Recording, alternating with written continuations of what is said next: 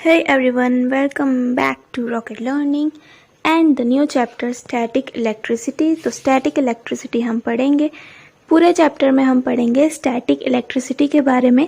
But static electricity क्या होता है?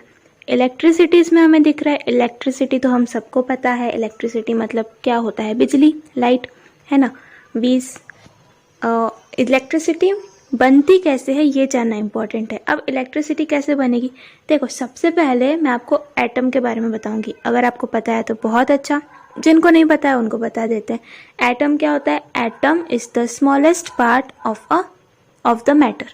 मतलब आपके आसपास में जितनी भी चीज़ें हैं, नॉन लिविंग थिंग्स की बात कर रहे हैं, जितनी भी चीज़ें हैं, टेबल है, चेयर है, जो भी है, ठीक है, वो सारी चीज़ें किससे बनी हुई हैं? वो सारी चीज़ें किससे बनी हुई है? तो वो सारी चीज़ें छोटे छोटे पार्टिकल से बनी हुई है। और वो जो छोटे छोटे पार्टिकल्स हैं वो इतने ज़्यादा छोटे हैं कि हम उनको अपनी आंखों से देख भी नहीं सकते। अगर देख ही नहीं सकते तो हमें पता कैसे चला कि वो होते हैं? तो वो हमें पता चला माइक्रोस्कोप से देखने पर। मतलब हमारे आसपास जितनी भी चीज़ें हैं वो छोटे छोटे पार्टिकल्स से बनी हैं। और ये जो छोटे छोटे पार्टिकल्स हैं इनको हम सिर्फ माइक्रोस्कोप से ही देख सकते हैं, खुली आंखों से नहीं देख सकते। तो ये जो छोटे पार्टिकल्स हैं इनका नाम क्या है? इन्हीं को हम बोलते हैं एटम्स।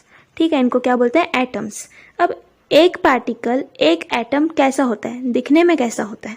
तो एक एटम जो है वो कुछ ऐसा होता है। एक्चुअल में तो ऐसा नहीं होता, बट हम स्टडी करने के लिए इसको ऐसा बनाते हैं। ठीक है, तो एटम में होता क्या है? सबसे बीच में एटम में जो है वो होता है एक हार्ड पार्ट, एक हार्ड बॉल जैसा कुछ पार्ट होता है जिसको हम बोलते हैं न्यूक्लियस। क्या बोलते हैं? न्यूक्लियस। और एटम के बाहर में ऐसे राउंड राउंड ऑर्बिट्स में, ये जो राउंड्स हैं इनको ऑर्बिट्स बोलते हैं। ये जो राउंड है इनको क्या बोलते हैं? ऑर्बिट्स। तो इन ऑर्बिट्स में बहुत सारे इलेक्ट्रॉन्स जो हैं वो घूमते रहते हैं। इलेक्ट्रॉन्स क्या करते हैं? घूमते रहते हैं, ऑर्बिट्स में चक्कर लगाते रहते हैं। यहाँ पे भी होगा। ठीक है, तो बस इतना सा ही एटम होता है। एटम क्या होता है? एटम जो है कुछ इस तरह से दिखता है। एटम के बीच में न्यूक्लियस होता है और न्यूक्लियस के बाहर जो है इलेक्ट्रॉन्स घूमते रहते हैं। अब देखो, न्यूक्लियस के बाहर तो हमें पता है इलेक्ट्रॉन्स घूमते रहते हैं, लेकिन न्यूक्लियस के अंदर क्या? न्यूक्लियस के अंदर भी एक पार्टिकल्स होते हैं, कुछ पार्टिकल्स होते हैं जिनको हम बोलते हैं प्रोटॉन्स। क्या बोलते हैं? प्रोटॉन्स। देखो, न्यूक्लियस के बाहर कौन से पार्टिकल्स है? इलेक्ट्रॉन्स। और न्यूक्लियस के अंदर कौन से पार्टिकल्स हैं? प्रोटॉन्स। बस इतना ही याद रखना है आपको। अगर ये याद रख लिया तो हम चैप्टर में हमें कोई दिक्कत नहीं जाएगी। अब देखिए और एक इम्पॉर्टेंट बात कि हमने क्या क्या पढ़ लिया, फिर से एक बार देखते हैं ताकि याद हो जाए। एटम होता है, हमारे आसपास जितनी भी चीज़ें हैं वो किससे बनी हुई है? एटम से बनी हुई है। एटम में क्या होता है? बीच में तो न्यूक्लियस होता है और बाहर क्या होते हैं? ऑर्बिट्स होते हैं। इन ऑर्बिट्स में कौन से पार्टिकल्स होते हैं? इलेक्ट्रॉन्स होते हैं। और न्यूक्लियस के अंदर क्या होता है? प्रोटॉन। वेरी गुड, क्या होता है? प्रोटॉन्स होते हैं। अब देखो, सबसे इम्पॉर्टेंट बात कि ये जो प्रोटॉन है, ये जो इलेक्ट्रॉन है, इन पे चार्जेस होते हैं। क्या होते हैं? चार्जेस होते हैं। ये चार्ज्ड पार्टिकल्स हैं। अब चार्जेस होते हैं तो इनमें चार्जेस आए कहाँ से? तो वो नेचुरल है, नेचर से मिले हैं उन्हें चार्जेस, उनमें पहले से ही चार्जेस थे। ठीक है, तो ये जो चार्जेस हैं इसको हम साइंटिस्ट ने नाम दे दिया कि प्रोटॉन वाला जो चार्ज है ना उसको हम बोलेंगे पॉजिटिव चार्ज। क्या बोलेंगे? Positive charge. अब साइंटिस्ट ने जब स्टडी किया तो उन्हें पता चला कि प्रोटॉन पे का जो चार्ज है और इलेक्ट्रॉन पे का जो चार्ज है, ये दोनों चार्जेस तो है लेकिन इनकी प्रॉपर्टीज अलग अलग है। दोनों चार्जेस जो हैं वो अलग अलग टाइप के चार्जेस हैं। तो प्रोटॉन वाला जो चार्ज है उसको उन्होंने नाम दे दिया क्या? Positive charge. और इलेक्ट्रॉन पे जो चार्ज था उसको उन्होंने नाम दे दिया क्या? Negative charge. क्या नाम दिया? Negative charge.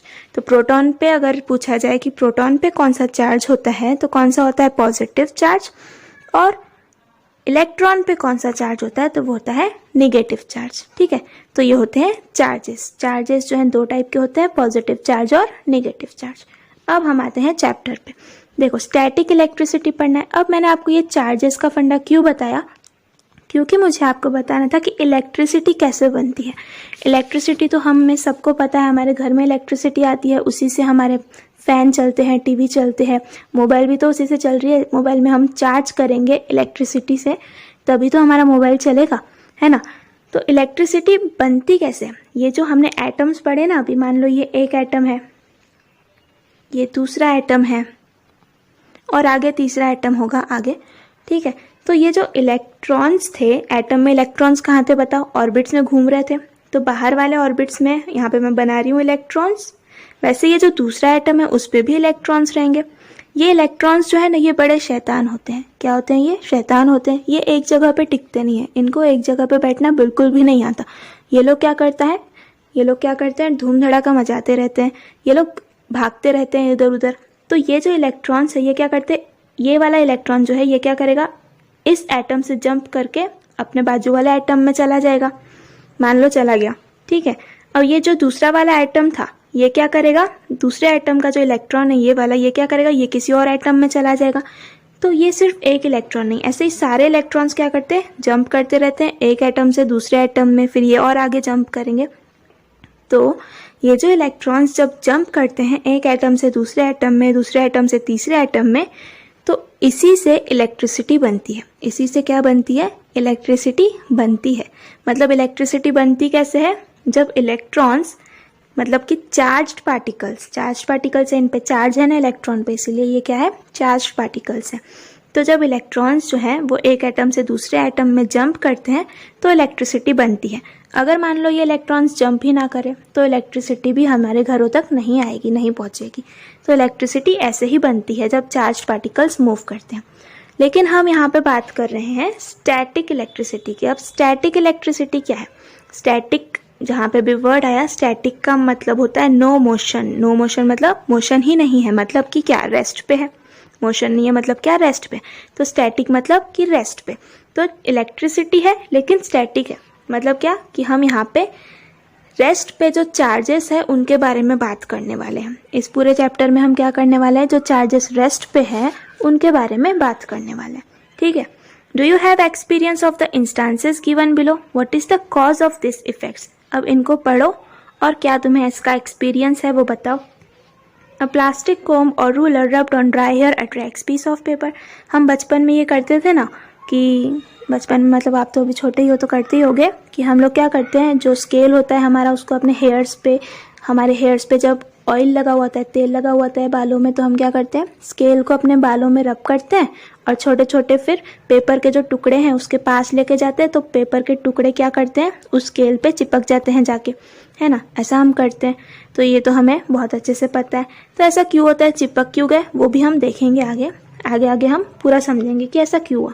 If we pass near a polyester curtain again and again, it gets attracted towards us.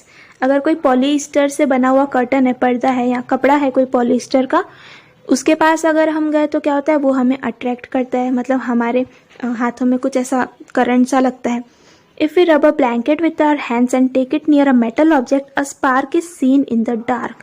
तो अगर कोई ब्लैंकेट हम हमारे हाथों में ले और उसको मेटल के पास में रख दें, कोई भी मेटल ले लो, कोई बर्तन ले लो, बर्तन के पास में अगर ब्लैंकेट को लेके जाए ना, तो भी ऐसा स्पार्क सा दिखता है हमको डार्क में। अंधेरे में क्या दिखेगा हमको? एक थोड़ा सा ऐसे स्पार्क दिखेगा, चिंगारी जैसा दिखेगा। और ऐसे ही कुछ और इंस्टेंसेस आपको पता है तो बताओ। अब ये सब क्यों हो रहा है ये भी हम देखेंगे इस चैप्टर में। एंडिंग तक आपको समझ आ जाएगा कि ये सब आखिर हुआ क्यों। देखते हैं पहले इलेक्ट्रिक चार्ज। चार्ज क्या होता है? अभी मैंने आपको बताया कि चार्ज क्या होता है, कहाँ पे होता है, प्रोटॉन पे कौन सा चार्ज होता है, इलेक्ट्रॉन पे कौन सा चार्ज होता है, ये सब। What do the above observations tells us? तो ये सब ऑब्जर्वेशन हमें क्या बताती है? कि चार्ज होता है। ये सब ऑब्जर्वेशन क्या बताती है? कि चार्ज होता है। और चार्ज जो है वो एक ऑब्जेक्ट से दूसरे ऑब्जेक्ट में पास करता है, तभी हमें ये सब ऊपर वाले जो भी ऑब्जर्वेशन है ना वो दिखाई देते हैं। These examples are just a glimpse of the electric charge that all objects in our surrounding hold in abundance.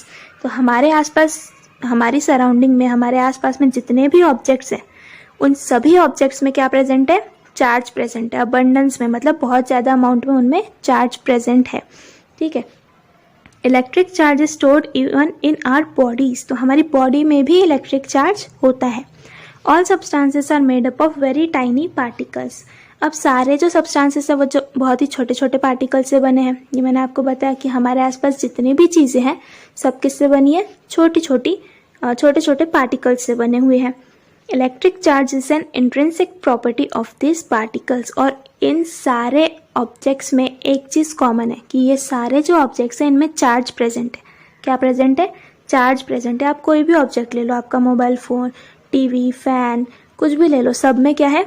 Charge present है। और ये जो चार्ज है ये इनमें आया कहाँ से? ये उनकी इंट्रिंसिक प्रॉपर्टी है। इंट्रिंसिक प्रॉपर्टी मतलब जो उनमें पहले से ही है, कहीं बाहर से चार्ज नहीं आया, उनमें जो जन्म से ही है, पहले से ही है, उसको बोलते हैं इंट्रिंसिक प्रॉपर्टी। और अगर बाहर से हमने उसमें चार्ज डाला होता तो उसको हम बोलते हैं एक्सट्रिंसिक प्रॉपर्टी। चार्ज कैसी है, लेकिन हमें यहाँ पे याद रखना है कि चार्ज कैसी प्रॉपर्टी है ऑब्जेक्ट्स की? इंट्रिंसिक प्रॉपर्टी है। इंट्रिंसिक प्रॉपर्टी मतलब हमने बाहर से नहीं डाला है, वो पहले से ही प्रेजेंट थी। Though in this way electric charge is abundantly present, it is always in a hidden state. अब ये जो इलेक्ट्रिक चार्ज है ना, ये थोड़ा सा सीक्रेट बंदा है, ये हमेशा ही हिडन स्टेट में रहता है, ये हाइड होके रहता है हमसे, हमें दिखाई नहीं देता, इसलिए हमने क्या बोला कि ये छुप छुप के रहता है। This is because two opposite types of charges are present in equal numbers in all these substances. When the positive charge and negative charge on an object are balanced, the object is neutral. That is, there is no net charge on the object. If these charges are not balanced, the object is said to be charged. अब यहाँ पे क्या बताया, देखो, अगर कोई object है, ठीक है, ये कोई बॉल है, अब इसके अंदर चार्जेस होंगे, पॉजिटिव चार्ज भी होगा और नेगेटिव चार्ज भी होगा। क्यों? क्योंकि ये बॉल है अगर, तो बॉल छोटे छोटे एटम से बना है, उन सारे एटम्स के पास अपने अपने चार्जेस होंगे, है ना। और हमें पता है एटम में जो बीच वाला न्यूक्लियस होता है उसमें पॉजिटिव चार्ज होता है और बाहर वाले जो ऑर्बिट्स है उस पर नेगेटिव चार्ज होता है। तो इस बॉल में चार्जेस होंगे। अब मैं यहाँ पे पॉजिटिव चार्ज को प्लस से बनाऊंगी, नेगेटिव चार्ज को माइनस से बनाऊंगी, ठीक है।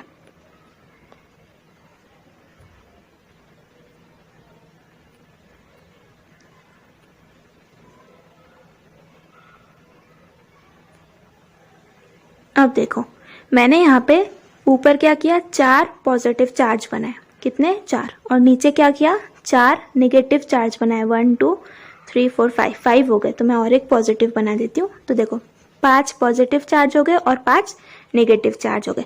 अब ऐसा जो ऑब्जेक्ट है जिसमें पॉजिटिव चार्ज और नेगेटिव चार्ज दोनों का नंबर इक्वल है, दोनों का नंबर क्या है? इक्वल है। यहाँ पे ऊपर 5 है और नीचे भी नेगेटिव चार्ज कितने? 5 है।